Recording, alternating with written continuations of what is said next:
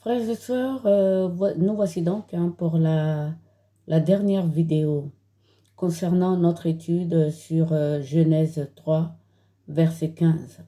Nous avons d'abord travaillé sur la traduction pour savoir celle qui, enfin moi, me convenait et peut-être, je ne sais pas vous, la traduction qui vous convient.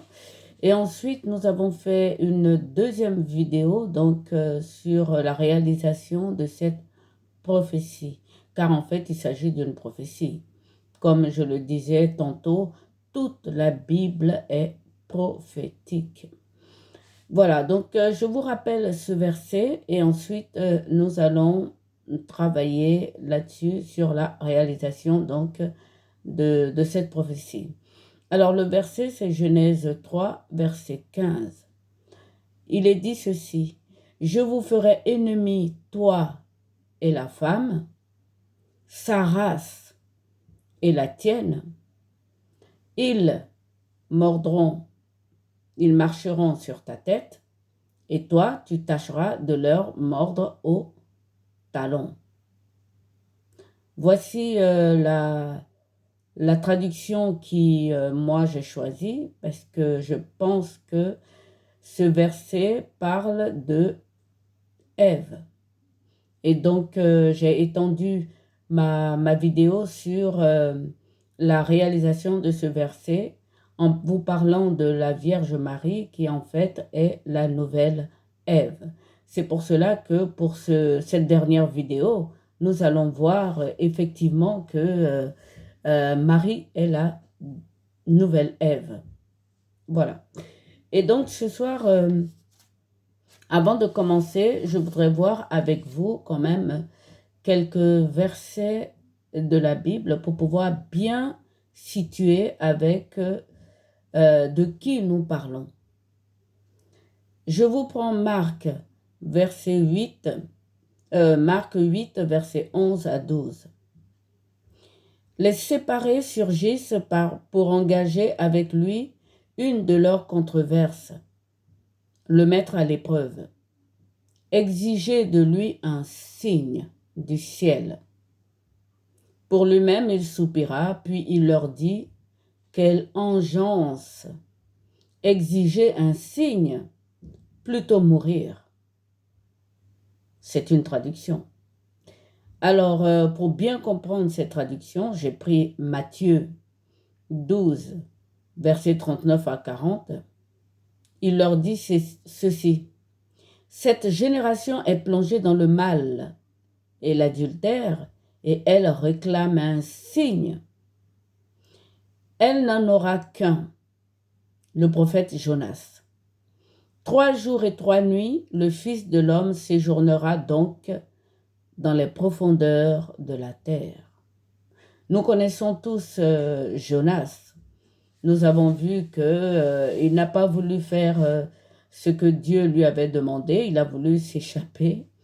Et donc, Dieu l'a fait avaler par un animal de la mer, dans lequel il est resté 3 nuits, 3 jours. Et quand il est sorti, il allait à Ninive, il a bien fait le travail. Il a traversé la ville en une journée. Et les gens de Ninive, par crainte de Dieu, se sont convertis. Et donc là, j'ai pris ces versets pour vous parler du signe.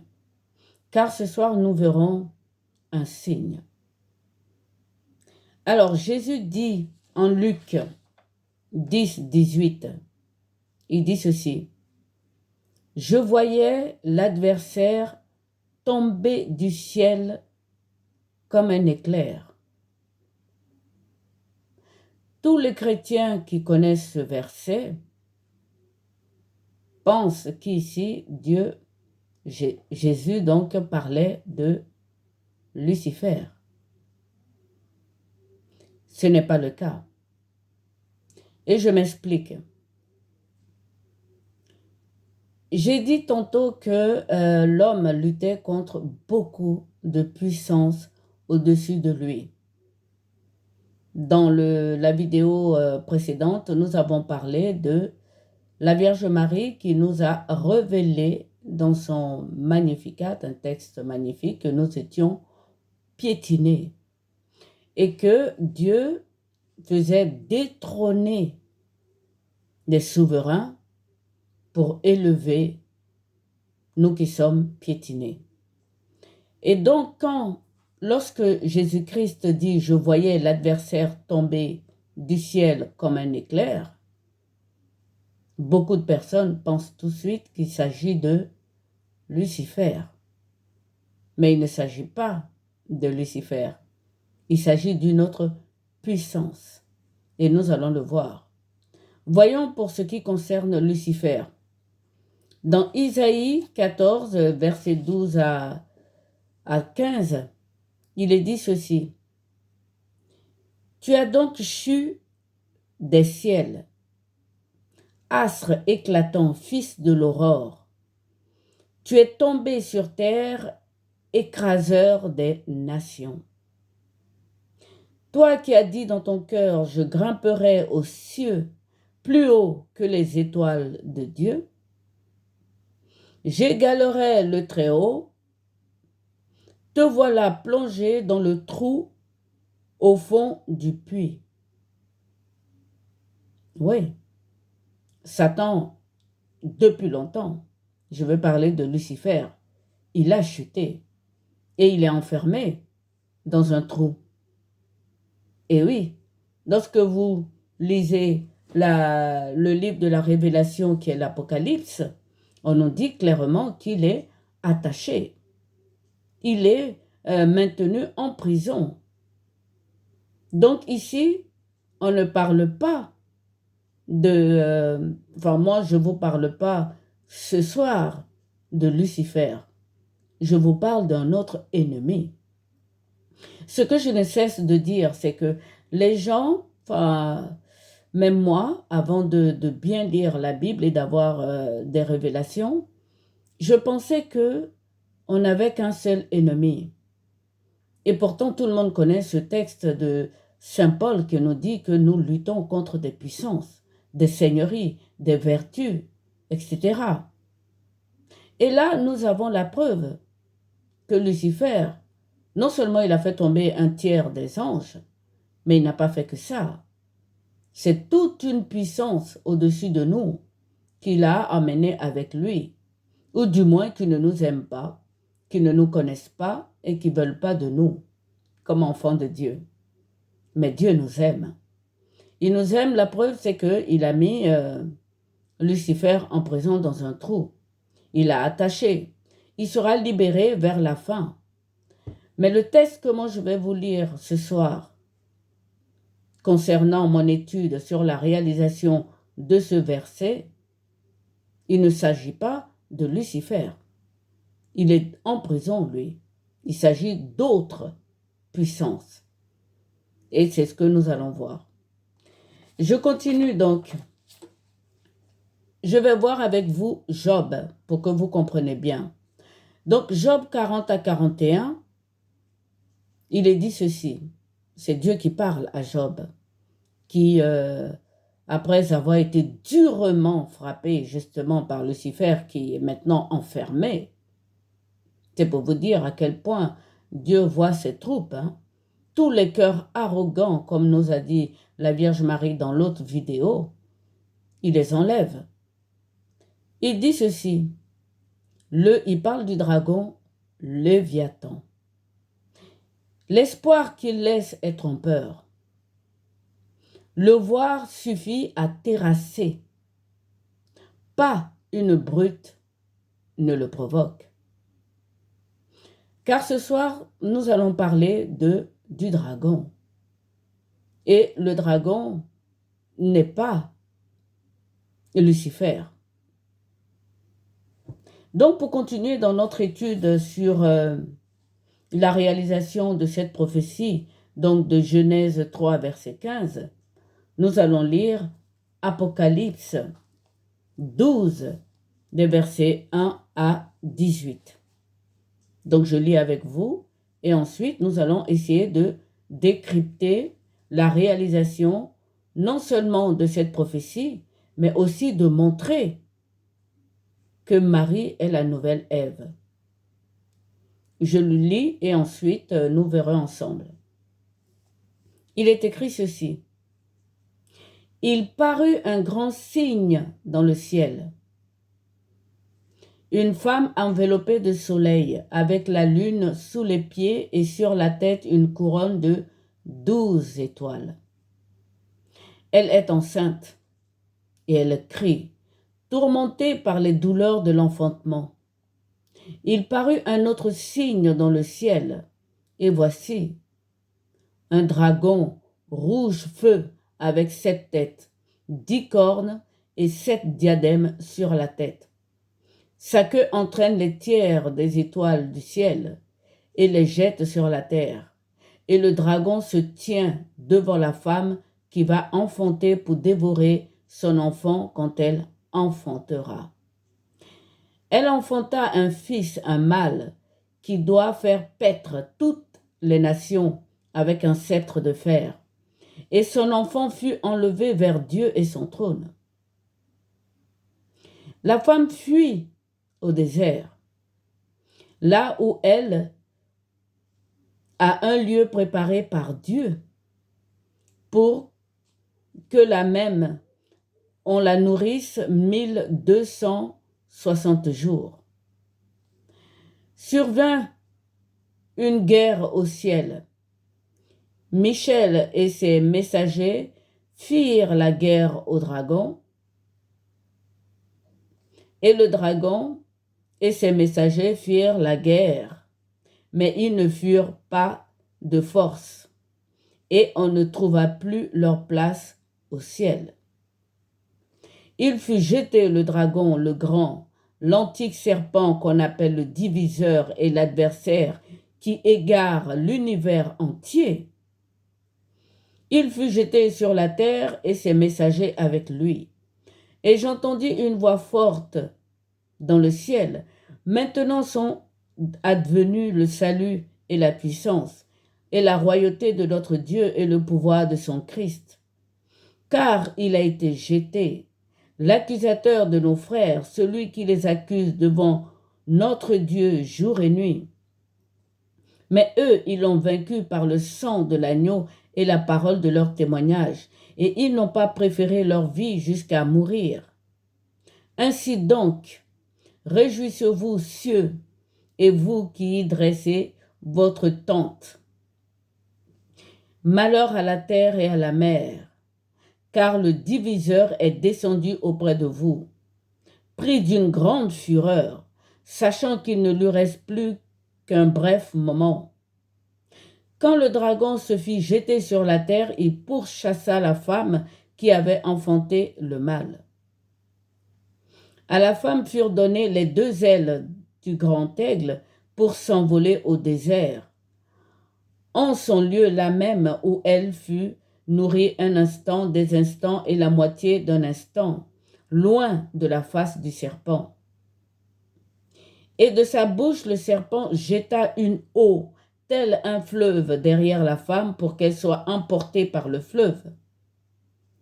Mais la terre secourut à la femme, la terre ouvrit la bouche et engloutit le fleuve que le dragon avait jeté hors de sa bouche. Le dragon se mit en colère contre la femme et partit faire la guerre au reste de sa descendance. Ceux-là qui gardent les commandements de Dieu et qui ont le témoignage de Jésus.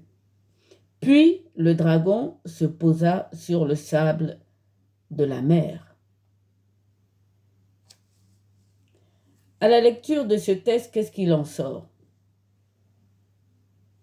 Le serpent qui a menti à Ève avait été envoyé par Satan. C'est pour ça que Satan a été jeté et mis en prison dans le trou. Le serpent, quand on le lit, il n'était pas avant un serpent. Il était un dragon. C'était Léviathan qui s'est transformé en serpent, envoyé par Lucifer pour tenter Ève. Donc, vous voyez, on a beaucoup d'ennemis. Beaucoup, beaucoup. J'insiste sur l'humilité de l'homme. ceux qui ont des problèmes, tous ceux qui n'ont pas de problème, frères et sœurs, nous sommes tous piétinés par ces puissances. Et donc, nous sommes tous en prison, d'une certaine façon. Il y a des prisons VIP, mais nous sommes tous en prison. Maintenant que nous sommes situés, pourquoi j'ai lu le premier texte de Luc 10, verset 18? Parce que Jésus-Christ leur disait, je voyais l'adversaire tomber du ciel comme un éclair. Comment est-ce qu'il est tombé? Eh bien, c'est ce que nous allons voir dans ce texte. Les séparés et tous les Juifs pharisiens demandaient un signe à Jésus. Mais Jésus avait vu ce grand signe que moi je vais lire ou que je viens de lire. C'est pour ça qu'il n'y avait pas autre signe à leur donner que le signe de Jonas. C'est pour ça qu'il fallait qu'il meure, parce que là, il allait tuer la mort. Les puissances qui sont au-dessus de nous, notre Père Dieu s'en est occupé. J'aimerais que vous compreniez à ce niveau à quel point Dieu nous aime. Malgré toutes les tribulations, toutes les épreuves que nous avons, Dieu nous aime. Maintenant, nous allons lire le texte. Il parut un grand signe dans le ciel, une femme enveloppée de soleil avec la lune sous les pieds et sur la tête une couronne de 12 étoiles. Il y en a qui pensent que c'est la Jérusalem céleste. C'est pas faux. Les 12 étoiles, nous savons que ce sont les tribus d'Israël, ce sont les fils de Jacob. Et nous avons vu qu'il y a au moins 2 tribus qui ont été enlevées. Il y a Dan qui n'est plus là-dedans. Et il y a aussi, je crois, Éphraïm. Mais là, il faut que je vérifie. Qui n'est pas là-dedans, qui ont été remplacés par d'autres tribus. Donc les 12 étoiles ici dont on parle, qui est sur la tête de la femme, de Marie donc, en ce qui me concerne, moi je pense que c'est Marie. Il s'agit des tribus d'Israël et donc des portes de la cité sainte de la Jérusalem céleste. Mais cette femme est enveloppée par le soleil. Qu'est-ce que c'est le soleil qui l'enveloppe? C'est un nouveau jour, frères et sœurs. Le soleil qui l'enveloppe, c'est un nouveau jour. C'est pour ça que je dis qu'elle est la nouvelle Ève. La première Ève est tombée. Ce jour est passé. Et là, nous parlons d'un nouveau jour, d'une aube nouvelle. C'est ça le manteau que porte Marie. Sous ses pieds, il y a la lune. La lune, c'est une lumière pour éclairer les ténèbres. Et elle a sous ses pieds. Ça veut dire qu'elle est au-dessus de ce monde. Ce monde est ténèbres, frères et sœurs. Ce monde est ténèbres.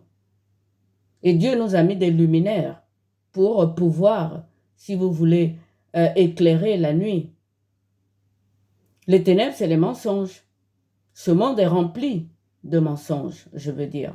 Puisque quand nous voyons toutes les puissances qui ont été jetées à terre, c'est nos ennemis.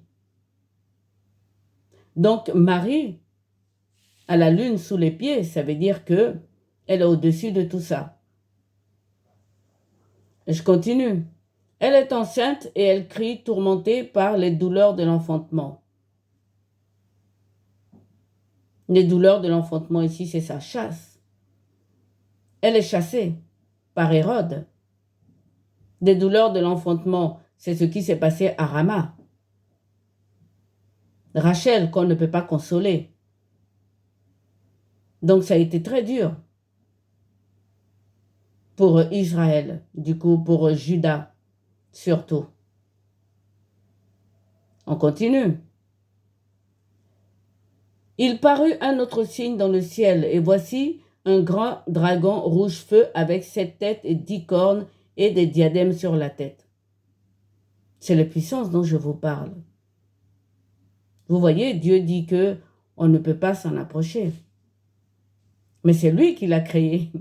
C'est Dieu qui l'a créé. Quand vous lisez avec Job ou que vous écoutez, Dieu l'a créé. Dieu a créé toutes ces puissances. Donc quand je vous disais dans la vidéo précédente qu'il nous a créés comme la palme d'humilité, il nous a créés pour sonder toutes ces puissances. Mais c'est lui qui les a créées, y compris la bête qui a avalé Jonas pendant 3 jours. Donc ce grand signe, c'est ce dragon. Lucifer est dans un trou, il est enchaîné. Il sera délivré à la fin des temps. Mais là, il est enchaîné. Et là, on parle d'autres puissances, donc du dragon. Celui que Satan a trompé, transformé en serpent pour qu'il trompe Ève. L'idée venait de Satan, de Lucifer. Mais le serpent, c'est le dragon. Et maintenant, nous allons comprendre comment il est foulé par terre. Quand Jésus-Christ disait « Je voyais l'adversaire tomber du ciel », il parlait bien de l'adversaire de Ève. Et c'est normal que cet adversaire s'attaque à Marie. Ici, ce texte parle de Marie. Je continue. Donc, et son enfant fut enlevé vers Dieu et son trône. Bah oui, l'enfant a été enlevé. Sinon, comment est-ce qu'il voyait l'adversaire tomber du ciel comme un éclair? Ben oui, Jésus-Christ a été enlevé au ciel. Et c'est pour ça qu'il voyait l'adversaire, donc Léviathan, le dragon, tomber du ciel, comme un éclair. Vous voyez? Je continue. La femme fuit au désert, là où elle a un lieu préparé par Dieu pour que là même on la nourrisse 1260 jours. Quand je vous disais que Marie n'a pas pu se remarier après le départ du père adoptif de Jésus, c'est bien qu'elle a été mise au désert. Comme Jean. Vous voyez, il y a des gens qui vivent au milieu de nous et qui sont en prison et on ne sait pas. Parce que notre monde, ce que nous voyons, nous, nos prisons physiques qu'on voit, il y a d'autres prisons. Comme l'ombre de la vallée de la mort, il y a des gens qui sont dans l'ombre de la vallée de la mort, mais nous ne le savons pas. Pourtant, ils sont libres, ils marchent au milieu de nous. Il y en a qui vivent un désert. On appelle ça un désert spirituel. Et ici, c'est le cas de Marie, ce n'était pas un désert spirituel, mais c'est un désert physique, comme Jean. Jean a vécu au désert. Il était avec Dieu, il ne pouvait pas vivre tout seul au désert pendant tout ce temps. Spirituellement, il était préparé pour sa mission. Et donc, Dieu a mis Marie au désert pour la protéger. Donc, elle ne pouvait pas tomber sur le coup de l'opprobre dont parle le diable. Ce n'est pas possible. Et je continue. Survint une guerre au ciel. Michel et ses messagers firent la guerre au dragon, et le dragon et ses messagers firent la guerre, mais il ne fut pas plus fort, et on ne trouva plus leur place dans le ciel.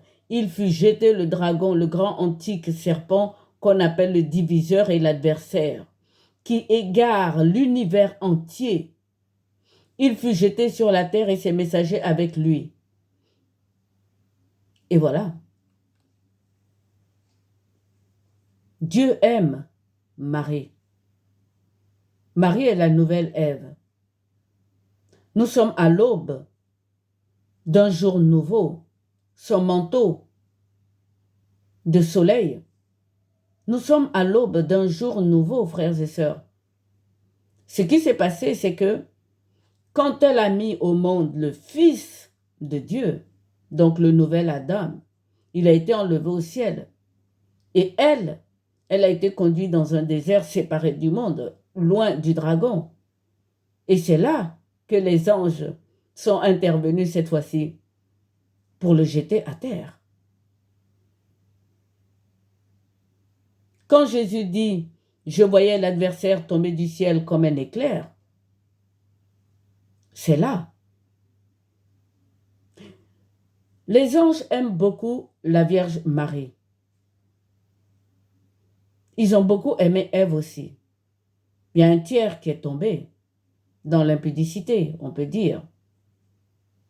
Mais les autres qui sont restés fidèles à Dieu, je le disais dans l'autre vidéo, si je ne l'ai pas dit, je le répète. Pour ceux qui ont lu le livre d'Enoch, ou qui l'ont entendu, le livre d'Enoch, ils ont intercédé pour l'humanité en disant à Dieu d'intervenir. Et donc les anges ici soutiennent Marie et ont combattu le dragon pour la Vierge Marie. Ceux qui pensent qu'il s'agit de l'Église, ce n'est pas faux quand on en vient en nous. Mais concrètement, il s'agit de Marie. Elle a enfanté l'enfant mâle. Il a été enlevé au ciel. Et il se trouvait au milieu de Jérusalem, leur disant « Je voyais l'adversaire tomber du ciel comme un éclair. » Vous voyez, frères et sœurs, quand dans la Bible, vous lisez que quand un homme se convertit, il a la joie dans le ciel devant les anges. Ils sont avec nous. Ils sont avec nous. Je parle des 2 tiers. Et Dieu a vraiment fait le ménage au ciel. Vous pouvez le dire dans Isaïe. Il a dit, je vais revoir mes troupes. Et tout ça à cause de qui? De vous et moi, mes frères. De vous et moi, mes sœurs. C'est vrai qu'aujourd'hui, on parle de Ève, donc de la descendante de la race de Ève, donc des femmes, mais aussi pour les hommes. Et oui, Dieu nous aime. Et nous sommes tous humbles, nous sommes piétinés par les puissances. On n'a aucune idée de la puissance de Dieu. On n'a aucune idée de la puissance de Dieu. Parce que nous sommes faibles. Nous sommes des vases. Je continue. Donc, les anges interviennent. Saint-Michel en tête. C'est pour ça qu'on dit qu'il est le prince du peuple hébreu. Il est venu en aide à la Vierge Marie. Et donc, ils ont vaincu. Ils l'ont combattu. Et il est tombé à terre. Mais alors, quand on dit qu'il est tombé à terre, c'est vrai qu'on parle du serpent tout le temps. Les autres serpents, ils sont les vrais serpents, je veux dire. Ils rampent sur le sol. Mais celui-là, c'est un dragon. Je continue. Maintenant sont advenus le salut et la puissance, la royauté de notre Dieu et le pouvoir de son Christ. Ça, on le sait, car il a été jeté. Ce n'est pas Jésus qui l'a fait, puisqu'il était encore un gamin. Et il le dit lui-même, j'ai vu le diable tomber du ciel. Donc, il a été jeté, l'accusateur de nos frères, donc par les anges. Mais eux, ils l'ont vaincu par le sang de l'agneau. Vous voyez pourquoi je dis que ce n'est pas l'Église, qu'il s'agit de la Vierge Marie. Parce que le sang de l'agneau intervient quand Jésus-Christ est crucifié. Jésus-Christ, il est devant vous là. Luc 10, verset 18. Il dit, je voyais l'adversaire tomber du ciel comme un éclair. Il n'était pas encore crucifié, Jésus, quand il disait ça. Donc, on ne parle pas de l'Église.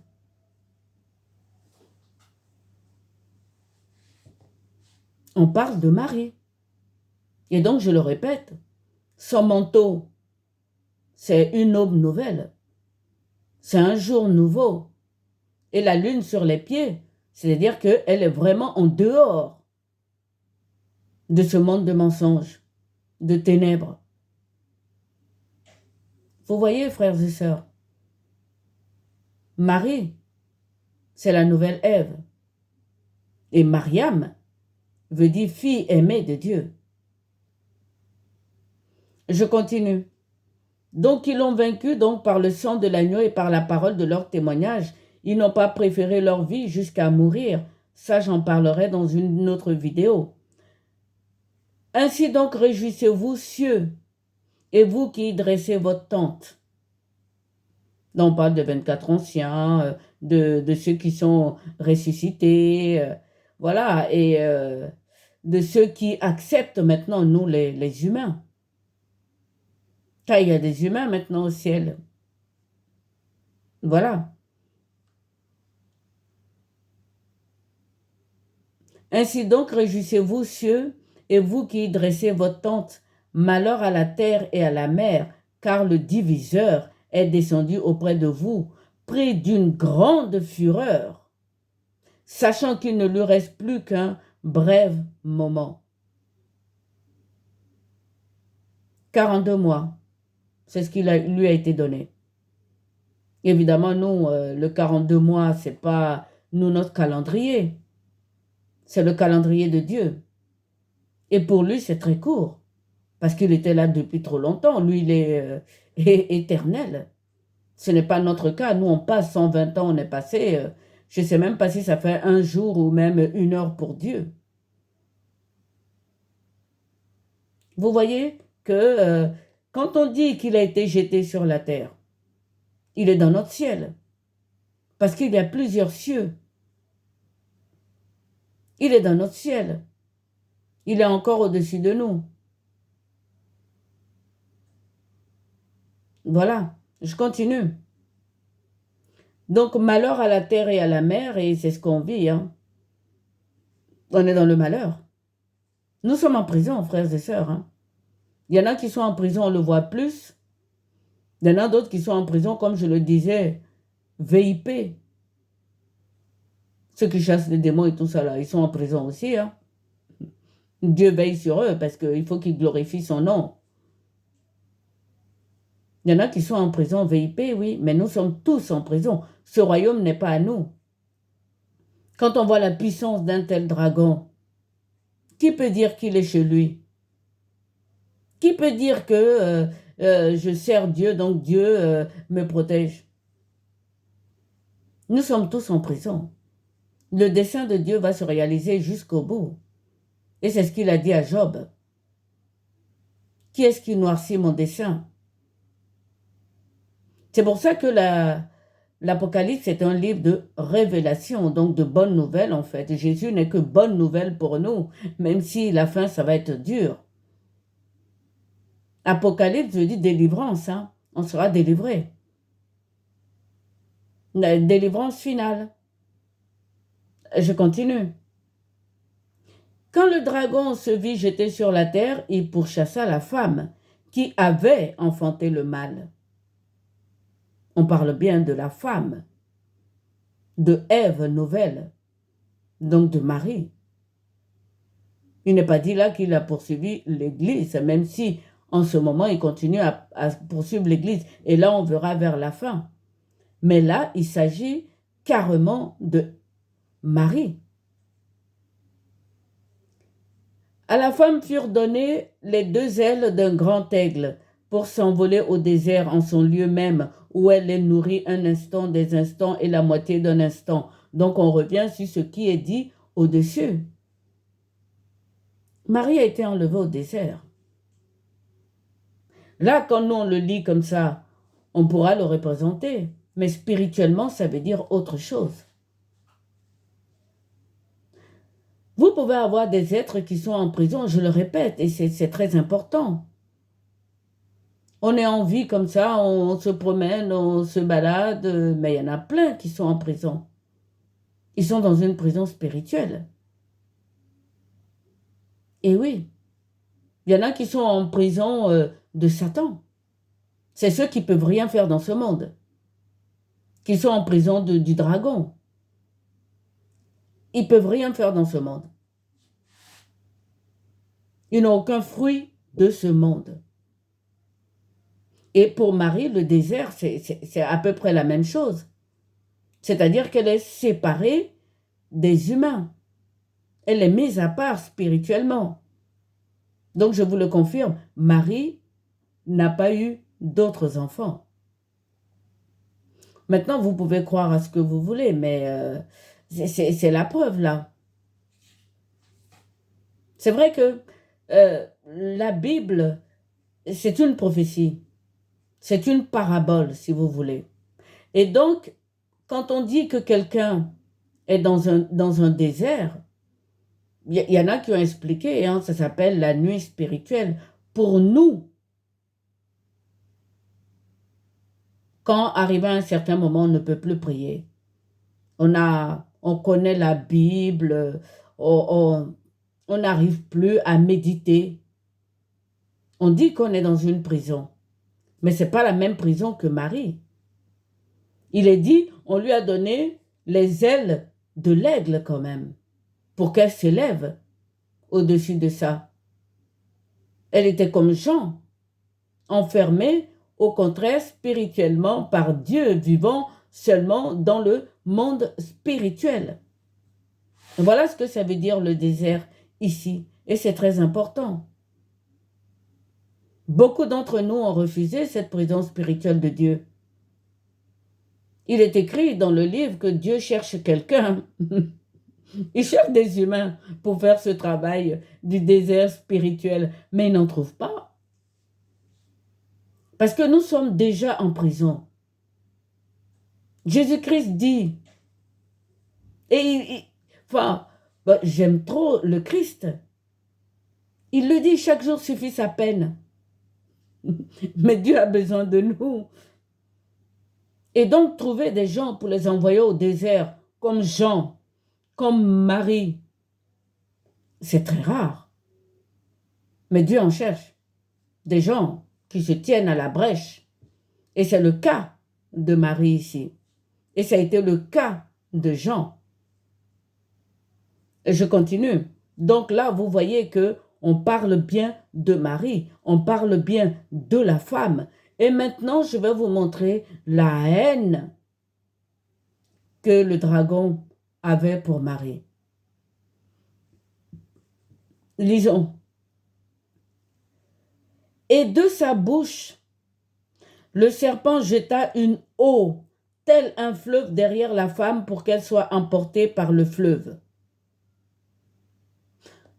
Quand j'ai vu cette parole, j'étais comme vous, comme la plupart des gens. Je me disais, mais pourquoi dans les films on nous dit que le dragon a le feu dans la bouche, ici il n'a que de l'eau, ouais, t'as été abattu par terre, t'en as que de l'eau dans la bouche, t'as pas le feu et tout. Et là, j'ai reçu la révélation. C'était de l'eau bouillante, frères et sœurs. Vous voyez la haine du serpent, donc du diable qui est dans le trou, et de toutes les puissances contre nous. C'était de l'eau bouillante. Et maintenant, tenez-vous bien.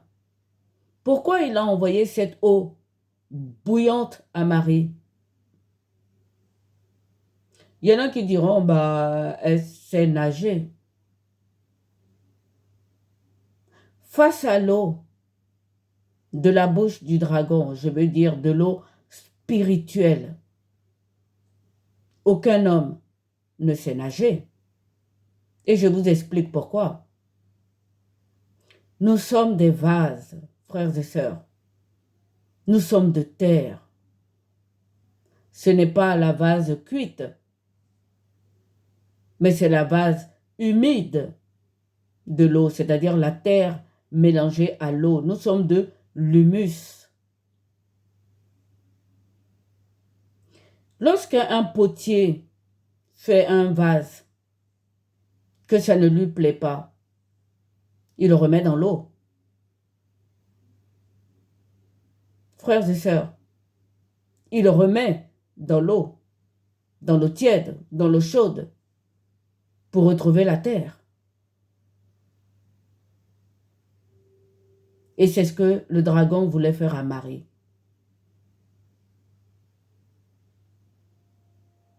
Quand ça m'a été révélé, ça fait mal.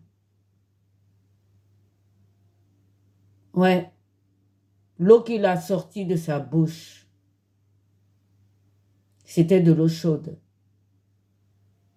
pour effacer Marie de la terre, pour qu'elle redevienne la boue que Dieu avait pris pour créer Adam. Vous voyez la haine qu'ils ont contre nous. On ne peut pas comprendre nous. On ne peut pas comprendre la haine qu'ils ont pour nous. Ils ne nous aiment pas. Les puissances de Dieu. Ils ne nous aiment pas. Et là, c'est la preuve. Quand vous lisez ce verset, frères et sœurs, relisez votre Bible. Reprenez ce verset et lisez-le. Le dragon a sorti de sa bouche une eau chaude pour faire fondre Marie, parce qu'elle était une créature magnifique.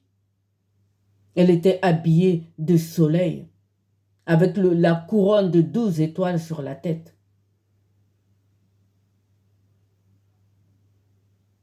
Il voulait qu'elle redevienne la vase de laquelle elle a été tirée.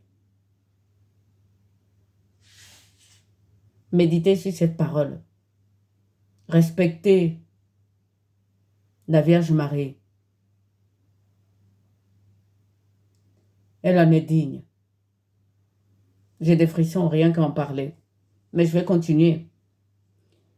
Mais la terre porta secours à la femme. La terre ouvrit la bouche et engloutit le fleuve que le dragon avait jeté hors de sa bouche. Lorsque nous parlerons de l'humilité, nous parlerons de la terre. Elle est avec nous dans ce combat. Elle a soutenu la Vierge Marie, comme les anges aussi. Les 2 tiers qui sont restés dans le ciel sont avec nous. Oui, la terre dans laquelle nous sommes tirés est fidèle à nous. Ouais, la terre est fidèle à nous. Frères et sœurs, la terre nous est fidèle. Je continue. Le dragon se mit en colère contre la femme et partit faire la guerre au reste de sa descendance. Là, on parle de l'Église, là. Vous voyez, l'Église arrive à ce niveau.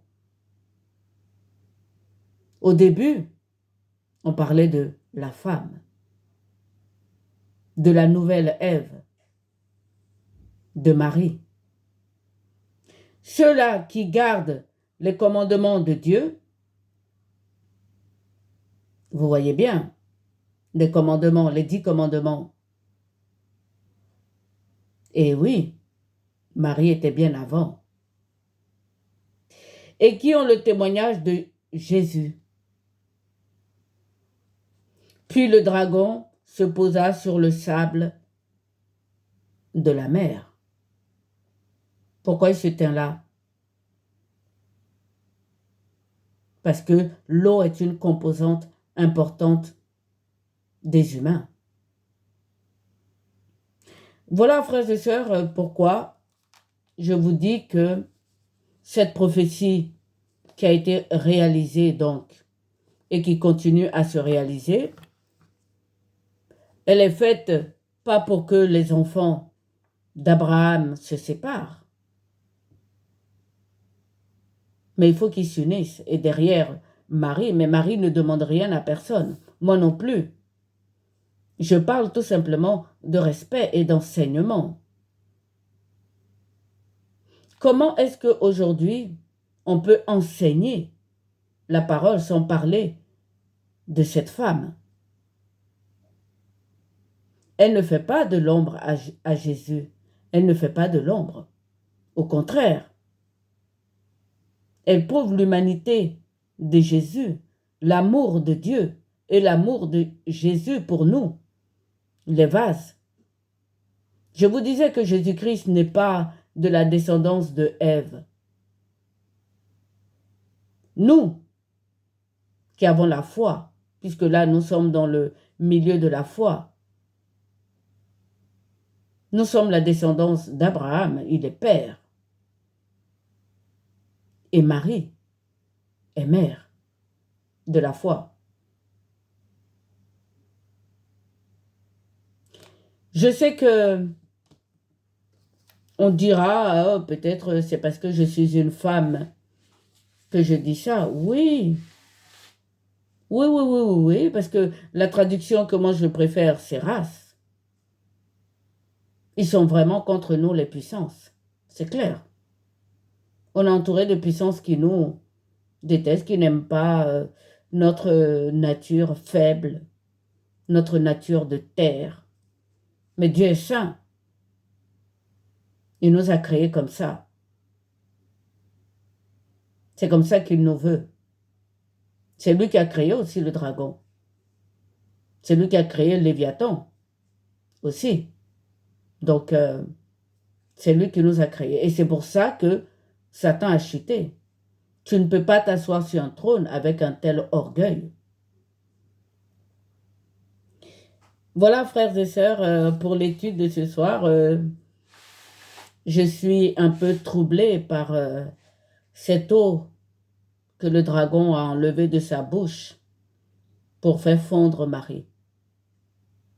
Qu'il n'en soit pas ainsi pour les enfants d'Abraham. Toutes les femmes qui se lèvent pour évangéliser, elles le doivent à Marie. Il faut qu'elles en parlent de Marie. Moi, j'en ai parlé et j'en parlerai certainement parce qu'on ne peut pas parler d'humilité sans parler de Marie.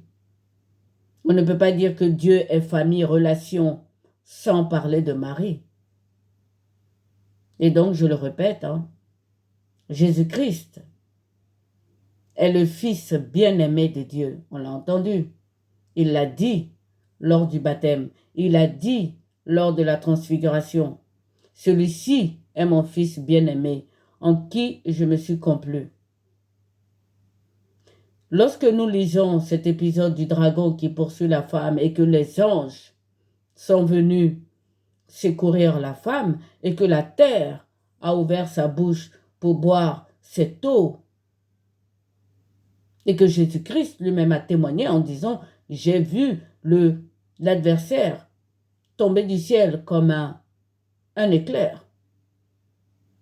Marie est la fille bien-aimée de Dieu. J'aimerais finir avec 1 Corinthiens 12, le verset 22 à 26, mais tous les évangélistes le connaissent. Donc, voilà. Donc, qu'est-ce qu'il est dit là? Les membres du corps qui paraissent les plus faibles sont bien plus nécessaires encore. C'est spirituel. C'est ce que Jésus-Christ a dit à Saint Paul quand il lui a demandé de lui enlever le démon. Il a dit, ma puissance se déploie dans la faiblesse.